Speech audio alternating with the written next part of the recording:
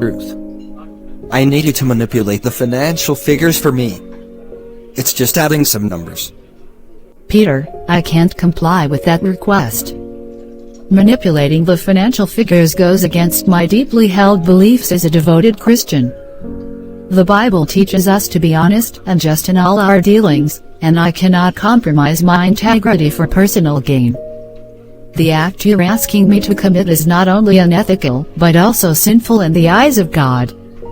I simply cannot participate in such wrongdoing. Ruth, I understand your religious convictions. But let's look at it practically. It's just zeros we're talking about here. Adding and removing them to make the numbers work in our favor. In the grand scheme of things, does it really matter? Peter, I appreciate your perspective, but the issue isn't just about zeros or numbers. It's about the moral compass I strive to live by. While it might seem like a minor adjustment to you, it represents a breach of trust and honesty. As a Christian, my faith compels me to uphold these values, even in the smallest of matters. This might be a test of my faith, but I firmly believe that God will provide a way for us to navigate through this challenge without compromising our principles. Ruth, your refusal to comply with my request is putting us in a difficult situation. I might have to let you go if you continue to resist. Peter, I'm well aware of the potential consequences of my decision. However, my faith isn't something I can set aside for the sake of my job. I've spent years building a relationship with God, and I won't abandon my beliefs for temporary success. I firmly believe that God's plan for me extends beyond this workplace, and if I remain steadfast in my convictions, He will open doors for me that I can't even imagine right now. Ruth, you're a valuable employee, and I hate to see your potential wasted because of your rigid stance. This opportunity could change the course of our company's future. Peter, while I appreciate your acknowledgement of my skills, I also recognize that my worth isn't solely defined by my contributions to this company. My identity and value are rooted in my faith and my relationship with God. While the immediate benefits of this opportunity might seem tempting, I'm placing my trust in God's promise to provide for me. I believe that staying true to my principles will lead me to a path that aligns with His greater plan for my life. Ruth, we have a big contract coming up. The company head wants something in return to seal the deal. Peter, I'm intrigued by what you were about to say, but I want you to know that my decision remains unchanged. Please share the details, so I understand the gravity of the situation. Ruth, the company head is requesting a personal favor. He wants to sleep with the most beautiful and hardworking staff, which, in his eyes, is you. Oh my goodness. Peter, I'm taken aback by the audacity of this request. It's not only morally reprehensible, but also deeply inappropriate. I cannot and will not engage in such a compromise of my dignity and self-respect. My faith teaches me to value my body as a temple, and I refuse to allow it to be used in exchange for personal gain. Ruth, please understand that this is a significant opportunity for our company's growth. The benefits that come with securing this contract could be immense.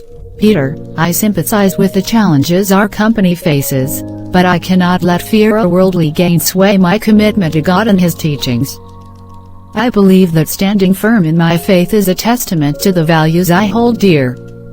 If we compromise our principles for temporary success, we risk losing the blessings that come from obedience and integrity. I trust that God will make a way for us, even in the face of seemingly insurmountable challenges. Ruth, think about it.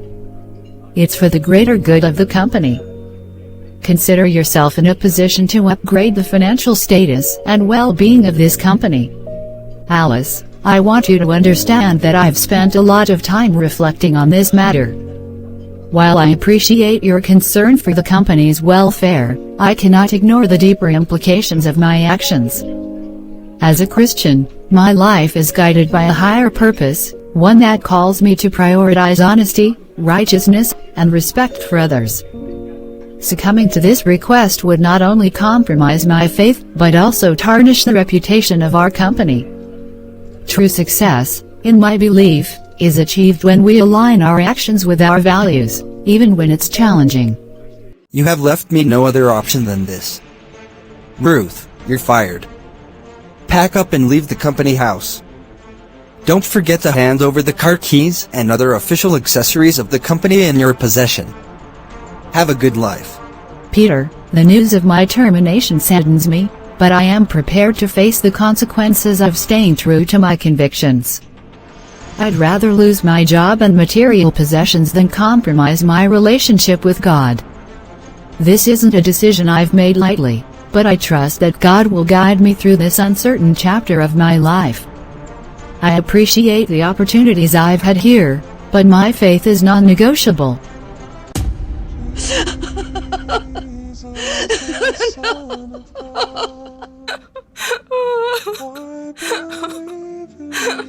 Her voice trembled with a mix of desperation and hope as she poured out her heart in prayer. Each word carried the raw emotion of a soul seeking solace. Heavenly Father, as I come before you today, my heart is heavy with the burdens I carry. You know the journey I've walked, the challenges I've faced, and the choices I've made to honor you. I stand before you, not as a perfect servant, but as one who desires to follow you faithfully. Lord, you saw me stand firm in the face of compromise, refusing to trade my integrity for temporary gain. You saw me hold on to my faith in you, even when it felt like the world was against me. In this moment of bitterness and uncertainty, I lift my voice to you, knowing that you hear the cries of your children. I ask for your comfort to surround me, to soothe the ache in my heart and the weariness in my soul. Replace my bitterness with the peace that comes from knowing you are in control. Remind me of your presence, that I am never alone on this journey. Guide my steps, O Lord, for I do not know the path that lies ahead. I seek your direction, your wisdom, and your light to illuminate the way. Help me to discern your voice amidst the noise, and grant me the courage to take each step with confidence. Provide for me, Father, as only you can. Meet my financial needs and show me your miraculous provision. I trust in your promises, for you are the God who cares for every detail of my life. Lord, as I navigate this new chapter, I pray that you reveal your purpose for me. Open doors that align with your plan and give me the strength to walk through them. Let my life be a testimony of your faithfulness, a story that inspires others to stand firm in their faith. In moments of doubt, remind me of your unwavering love. When fear creeps in, may I remember that you are my refuge and strength. Help me to cast my anxieties on you, knowing that you care for me deeply. I thank you for being my anchor in the storm, my guide in the wilderness, and my provider in times of need. I place my future in your hands, trusting that you will show me the way. In the name of your Son, Jesus Christ, I pray. Amen. I won't give up. God has a plan for me.